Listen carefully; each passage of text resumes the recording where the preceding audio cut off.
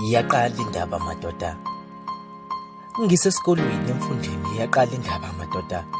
Bathi imfundo ibalulekile emqondweni, sikhululekile nenkululeko siyitholile nakho-ke sesifundile kodwa do imisebenzi kwangathi nalento ayisebenzi. Kwangathi sizodlala ondlebe sikhanya ilanga emqondweni emfundeni akuvele imisebenzi.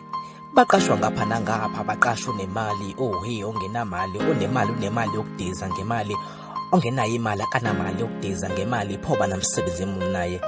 Bathi basebenza ngemali, kunjalo nje nomsebenzi uyimali, wena faka imali uzobona. Ma ungenamali hamba uyolala, omunye ezincengela, bazolala kanjani ngoba bathi ayikho inkomo yobuthongo. Omunye ezincengela ngoba impilo emhlabeni ma ungenamali kwazi ingane zakho ziphinde ukobasi longenadosi sikuyasidingelela. Uthi omunye yaqala indaba mhla kuphela umsebenzi, umfazi nezingane bese sikhwela zisidilikela lapha kuye, impela bese kunguthela wayeka. Uthi mangeke ngabhonga njengendoda, bathi wendoda uyindoda, ubuhle bendoda izinkomo zayo.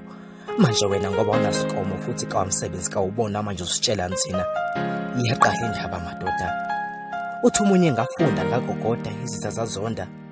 Uthi ngafunda kwala seCuba kodwa iminyaka iyele 10 ngihleli kodwa lutho umsebenzi. Uthi mina ngizokhuluma ngengaphezi. Wangayendedeni kwehla izinyembezi kodwa ungathi igazi. Uthi kima kuzinyembezi lezi, ubuhlungu obuziwa indoda obuvela njengezinyembezi. Phela indoda kayikhali, ngase ngithi kuye hayi sibali. Ngoba bengibona ukuthi indoda isesihlungwini, khumbula.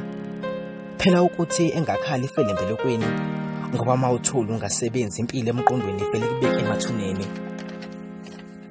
Kusile madoda ekuseni yimi loya emgwaqweni ngiyobheka amatoho. Phela bathi ukuhlula amadoda kuyabekwa. Ngalesa sikhathi njengoSamson bebethi amandla indoda asezinoleni kodwa manje amandla indoda asemsebenzini.